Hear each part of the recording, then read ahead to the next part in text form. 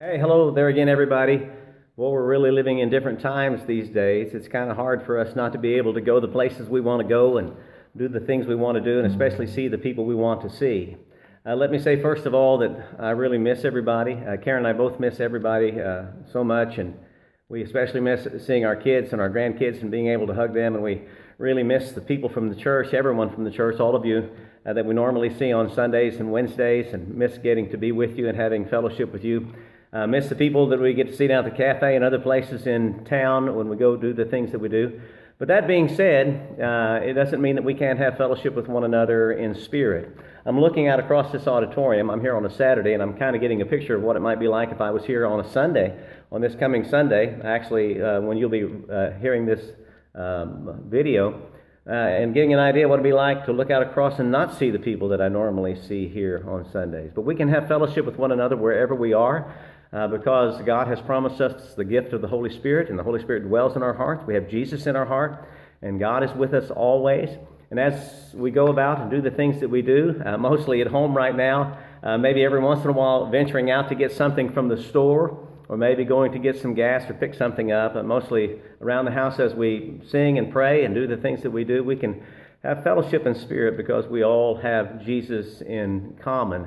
I was going to preach a sermon for this particular time, but I've decided to sing a song, maybe combine the two as I'm doing that.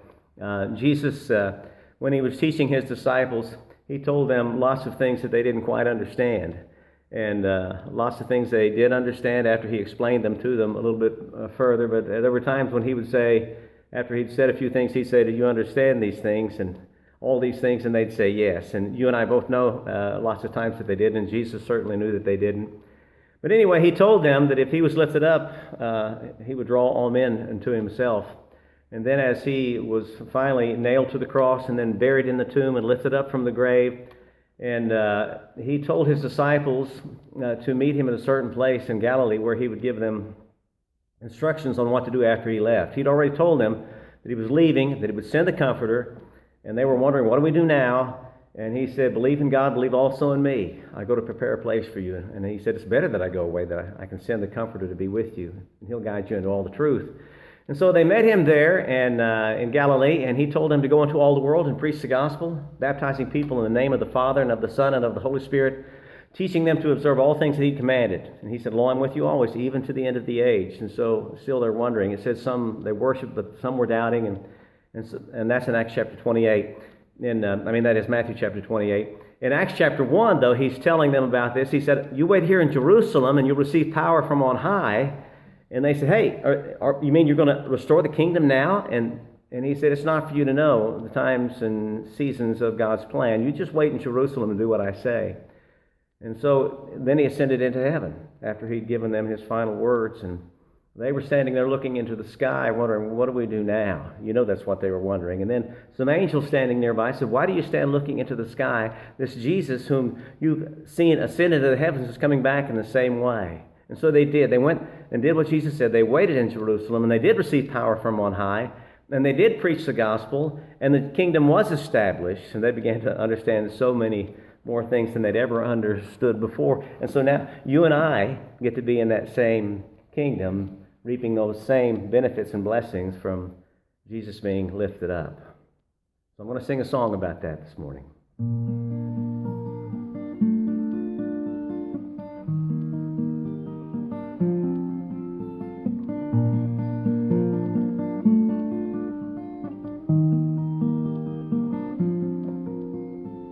If I am lifted up, he said, I'll draw all men to me. I know it's hard to understand, but someday you will see.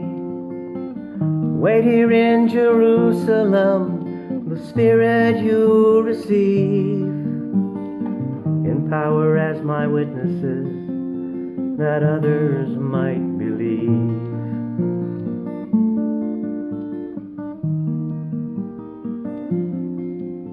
It's not for you to know the times and seasons of his plan.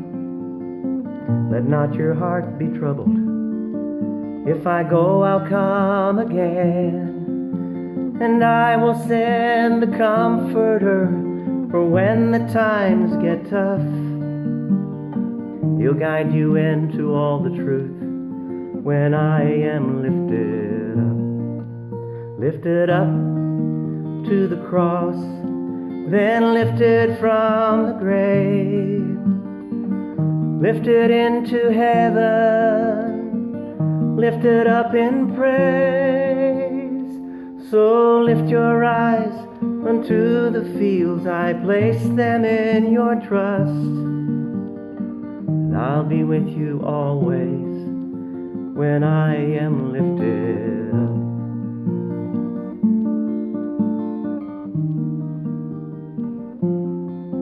But confusion filled my mind as he ascended to the clouds, an emptiness within my heart.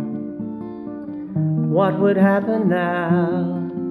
Then echoes of his promises and angels near to us said, don't look so sad, he's coming back just as he was lifted up to the cross, then lifted from the grave, lifted into heaven, lifted up in praise.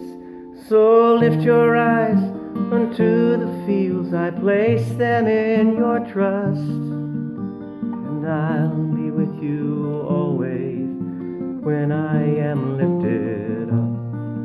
So lift your eyes unto the fields, I place them in your trust, and I'll be with you always.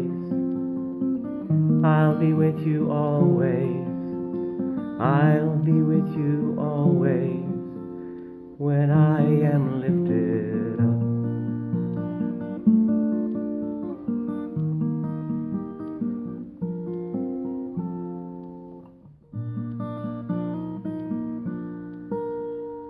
There you go. Hope you have a wonderful Sunday. You do that, okay?